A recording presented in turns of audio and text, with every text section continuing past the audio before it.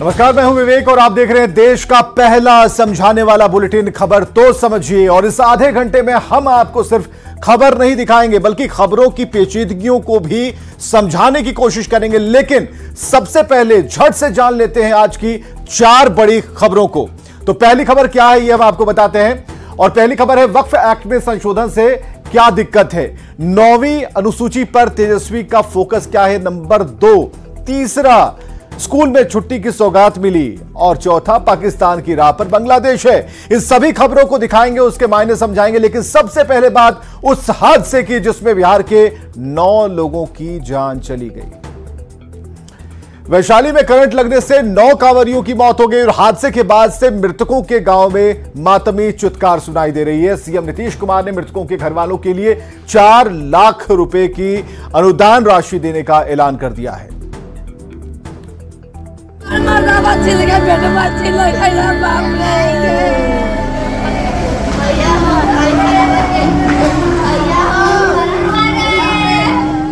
दहाड़ मारकर रोती और रोते रोते बदहवाश हो जाती।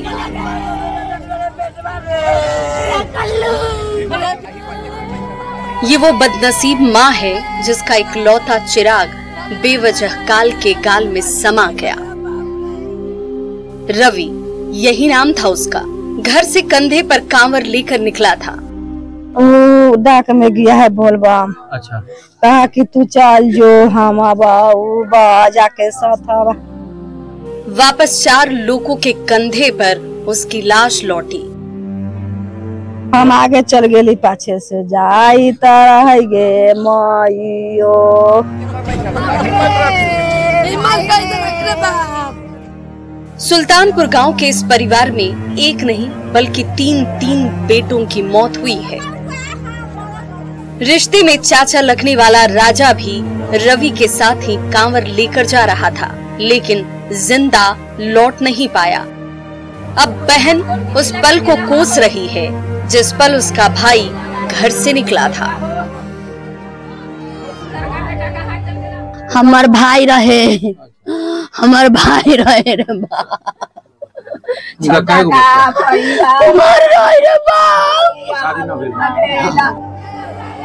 दिल दहला देने वाली ये घटना वैशाली के औद्योगिक थाना क्षेत्र की है। डीजे ट्रॉली पर सवार होकर लोग पहलेजा घाट जा रहे थे। सुल्तानपुर गांव में डीजे ट्रॉली का हॉर्न हाई वोल्टेज तार की चपेट में आ गया और एक साथ 9 लोगों को जिंदा ले लिया।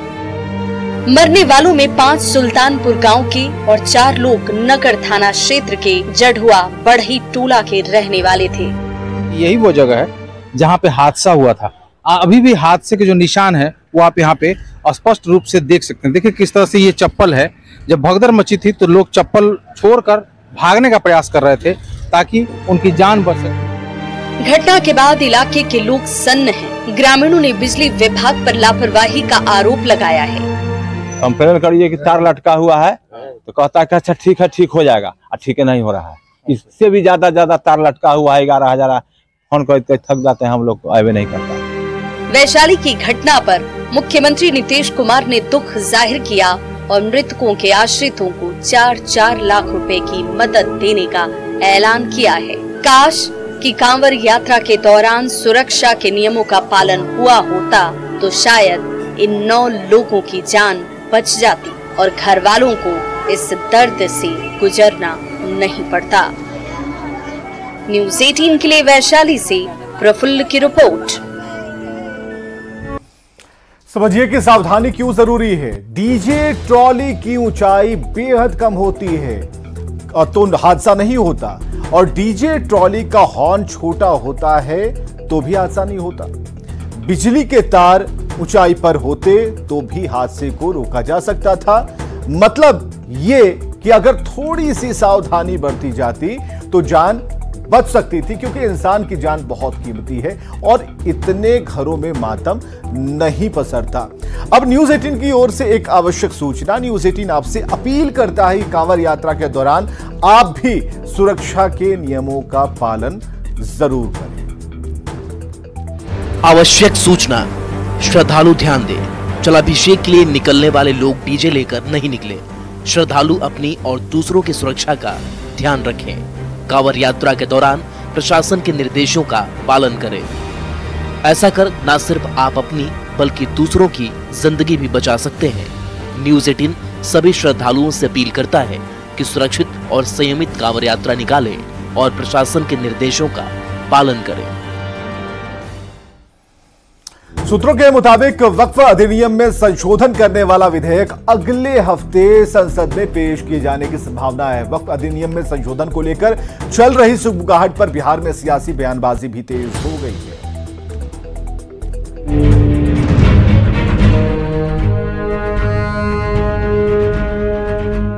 केंद्र सरकार वक्फ बोर्ड पर कंट्रोल करने की तैयारी कर रही है। सूत्रों के मुताबिक शुक्रवार शाम को कैबिनेट ने वक्फ अधिनियम में 40 से ज्यादा संशोधनों पर चर्चा की। इसमें वक्फ बोर्ड के अधिकार क्षेत्र की जांच करने के लिए संशोधन भी शामिल है। सूत्रों के मुताबिक वक्फ अधिनियम में संशोधन करने वाला विधेयक अगले हफ्ते राज्यसभा में पहले पेश किए जाने की संभावना है। अब तो बिल आ जाने के बाद ही क्लियर होगा, मालूम होगा। लेकिन वक्फ बोर्ड की जमीन ऐसी है जो आप जानते हैं वक्फ जमीन लगभग गलत नहीं है। वक्फ एक्ट में संशोधन को लेकर चल रही सुगबुगाहट के बीच बिहार में भी सियासी बयानबाजी तेज हो गई है। वक्फ बोर्ड पर काम करने के लिए नीतीश कुमार तो बहुत दिया है, तो चुप क्यों है? चंद्रबाबू नायडू जी चुप क्यों है? जेडीयू नेता गुलाम रसूल बलियावी ने वक्फ एक्ट में संशोधन का विरोध किया है। बलियावी कहते हैं कि यदि संशोधन करना है तो इसके बराबर धार्मिक पीठ भी है, उसमें भी संशोधन लगाएं। मैं यहाँ एक बात और पूछूं, क्या जितने हमारे मठ हैं, आंगनबाड़ी है, मठ और आंगनबाड़ी में भी ये संशोधन लाएंगे? जेडीयू कोटे के मंत्री जमा खान का कहना है कि जब संशोधन सामने आएगा तब इस पर कुछ बोलेंगे, लेकिन बिहार स्टेट शिया वक्फ बोर्ड के चेयरमैन अफजल अब्बास ने सरकार की मंशा पर सवाल खड़े किए हैं। साथ ही उम्मीद भी जताई है कि इस बिल में ऐसा कुछ नहीं होगा जो वक्फ बोर्ड के खिलाफ होगा। देखिए, वक्फ बोर्ड की कोई भी वक्फ बोर्ड हो, चाहे सुन्नी वक्फ बोर्ड हो, शिया वक्फ बोर्ड, हम दूसरे की जमीन को कब्जा करने के लिए नहीं बैठे हुए, हम अपनी जमीन की सुरक्षा करने के लिए बैठे हैं। वक्फ बोर्ड के अधिकारों पर कटौती की खबर से मुस्लिम पर्सनल बोर्ड से लेकर विपक्षी पार्टियों में जबरदस्त खलबली है, क्योंकि वक्फ बोर्ड की संपत्ति को देखें तो भारत में वक्फ की संपत्ति दुनिया में सबसे ज्यादा है। आंकड़ों के मुताबिक 8.71 लाख से ज्यादा की संपत्ति वक्फ बोर्ड के पास है। करीब 9.4 लाख एकड़ जमीन वक्फ बोर्ड के पास है। सेना और रेलवे के बाद सबसे ज्यादा जमीन वक्फ बोर्ड के पास ही है। इन जमीनों पर ज्यादातर मस्जिद, मदरसे और कब्रगाह बने हुए हैं।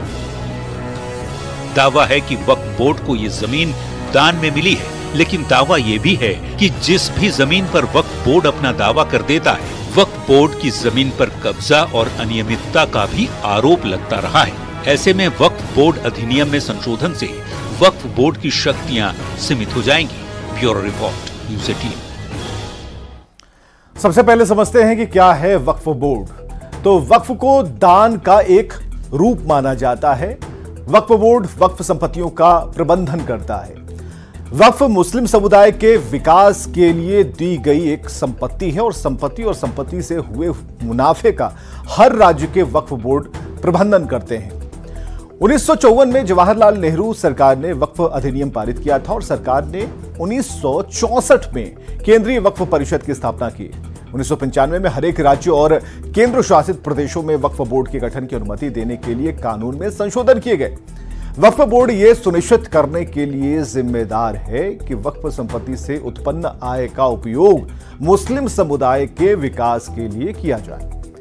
बिहार जैसे राज्यों में अलग अलग शिया और सुन्नी वक्फ बोर्ड हैं और वक्फ बोर्ड के पास तकरीबन 8 लाख से 8.5 लाख से ज्यादा संपत्तियां हैं, जिनका कुल क्षेत्रफल करीब 9.5 लाख एकड़ है। तो देश भर में 28 राज्यों और केंद्र शासित प्रदेशों में 30 वक्फ बोर्ड है। अब यह जान लीजिए कि वक्फ बोर्ड की शक्तियां क्या हैं। तो वक्फ की संपत्ति होने पर उसके खिलाफ कोर्ट नहीं आप जा सकते। आपको जमीन के लिए वक्फ बोर्ड से ही गुहार लगानी होगी। वक्फ बोर्ड का फैसला खिलाफ में तब भी आप कोर्ट नहीं जा सकते। वक्फ ट्राइब्यूनल में जाने का रास्ता ही एकमात्र रास्ता बच जाता है और वक्फ ट्राइब्यूनल में प्रशासनिक अधिकारी होते हैं।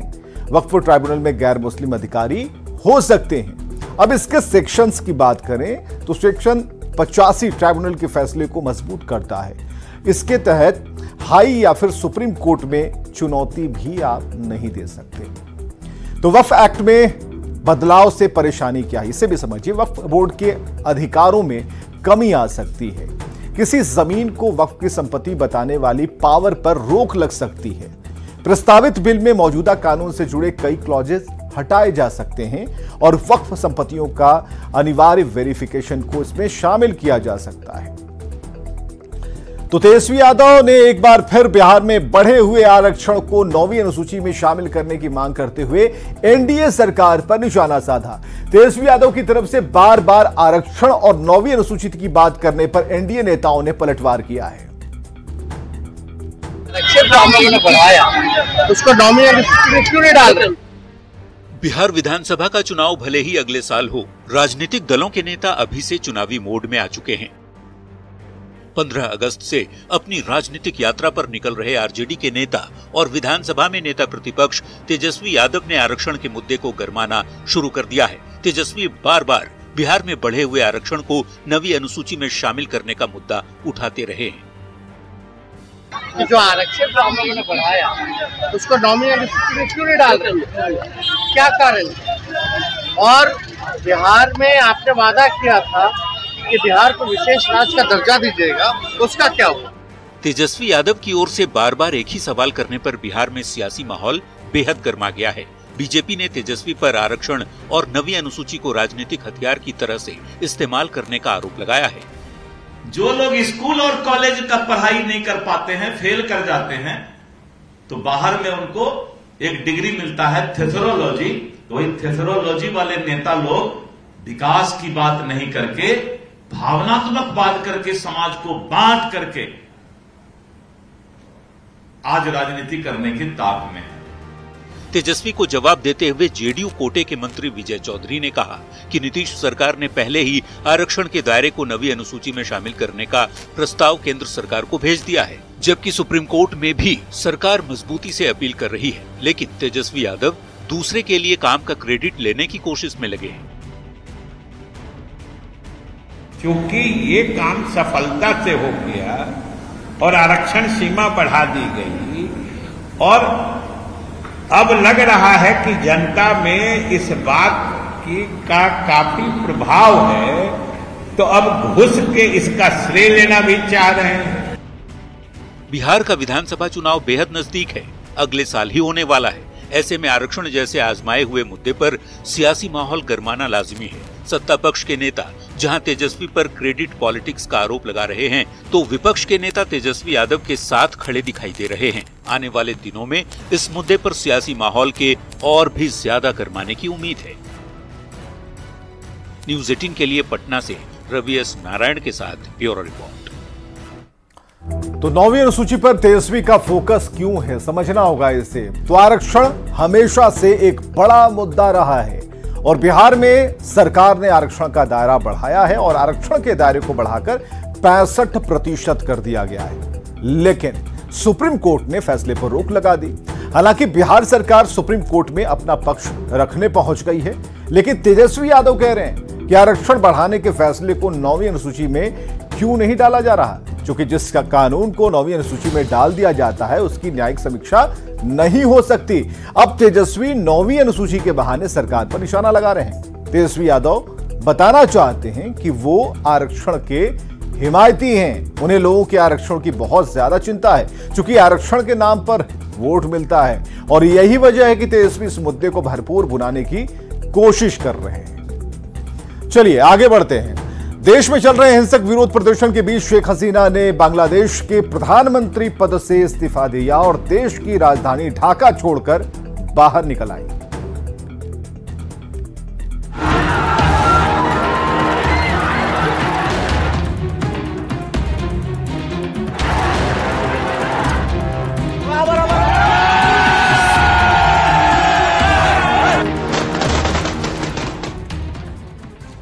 बांग्लादेश की प्रधानमंत्री शेख हसीना के पूर्व प्रधानमंत्री बनने के साथ ही बांग्लादेश का आरक्षण आंदोलन इतिहास में दर्ज हो गया है। प्रधानमंत्री पद से इस्तीफा देने और सत्ता से बेदखल होने के बाद शेख हसीना बांग्लादेश से निकल चुकी है। ऐसे में अब ये जानना जरूरी है कि बांग्लादेश में चल रहा आरक्षण आंदोलन शुरू क्यों हुआ।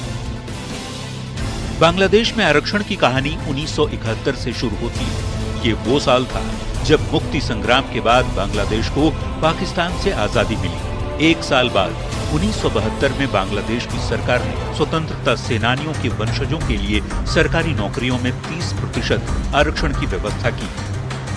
1972 से जारी आरक्षण व्यवस्था में अनारक्षित कोटा 44% रखा गया। स्वतंत्रता सेनानियों के परिवारों को 30% आरक्षण दिया गया। पिछड़े जिले से आने वाले लोगों के लिए 10%, महिलाओं के लिए 10%, धार्मिक अल्पसंख्यकों को 5% और दिव्यांगों को 1% कोटा दिया गया। 1972 से जारी इस आरक्षण व्यवस्था को 2018 में सरकार ने समाप्त कर दिया था। सरकार के इस फैसले का बांग्लादेश की जनता ने दिल खोलकर स्वागत किया, लेकिन बांग्लादेश में भूचाल 2 महीने पहले आया, जब जून में हाईकोर्ट ने सरकारी नौकरियों के लिए आरक्षण प्रणाली को फिर से बहाल कर दिया। यही नहीं, कोर्ट ने 2018 में आरक्षण की व्यवस्था को खत्म करने के सरकार के फैसले को भी गैर कानूनी बताया था। इस अदालती फैसले के बाद देश में बड़े पैमाने पर विरोध प्रदर्शन शुरू हो गए। प्रधानमंत्री शेख हसीना ने अदालती कार्यवाही का हवाला देते हुए प्रदर्शनकारियों की मांगों को पूरा करने से इनकार कर दिया। सरकार के इस कदम के चलते छात्रों ने अपना विरोध तेज कर दिया। बात तब और बढ़ गई जब शेख हसीना ने प्रदर्शनकारियों को रजाकार कह दिया। बांग्लादेश में रजाकार उन्हें कहा जाता है जिन पर 1971 में देश के साथ विश्वासघात कर पाकिस्तानी सेना का साथ देने का आरोप लगा था। 21 जुलाई को सुप्रीम कोर्ट ने हाईकोर्ट के उस फैसले को पलट दिया जिसके तहत सभी सिविल सेवा नौकरियों के लिए दोबारा आरक्षण लागू कर दिया गया था। अपने फैसले में सुप्रीम कोर्ट ने आरक्षण की एक नई व्यवस्था दी जिसमें कहा गया कि स्वतंत्रता सेनानियों के वंशजों के लिए अब केवल 5% नौकरियां आरक्षित होंगी। इसके अलावा 2% नौकरियां अल्पसंख्यकों या दिव्यांगों के लिए आरक्षित होंगी। वहीं बाकी बचे पदों के लिए अदालत ने कहा कि ये योग्यता के आधार पर उम्मीदवारों के लिए खुले होंगे, यानी 93% भर्तियां अनारक्षित कोटे से होंगी। सुप्रीम कोर्ट के फैसले के बाद माना जा रहा था कि विरोध प्रदर्शन खत्म हो जाएंगे, लेकिन ऐसा हुआ नहीं और आंदोलन और भी ज्यादा तेज हो गया, क्योंकि बात अब आरक्षण खत्म करने की मांग से कहीं आगे निकल चुकी थी। छात्र संगठन और शेख हसीना सरकार आमने सामने थे। शेख हसीना ने प्रदर्शनकारी छात्रों को आतंकी करार दे दिया, तो छात्र संगठनों का आरोप था कि सरकार ने अपने समर्थकों को खुश करने के लिए 30% आरक्षण व्यवस्था को कानून के रास्ते लागू करने की साजिश रची। इसके बाद ही छात्र संगठनों ने शेख हसीना के इस्तीफे की मांग शुरू कर दी। नतीजा ये रहा कि शेख हसीना को प्रधानमंत्री पद से इस्तीफा देकर सुरक्षा के लिए देश छोड़कर जाना पड़ा। Bureau report, news 18।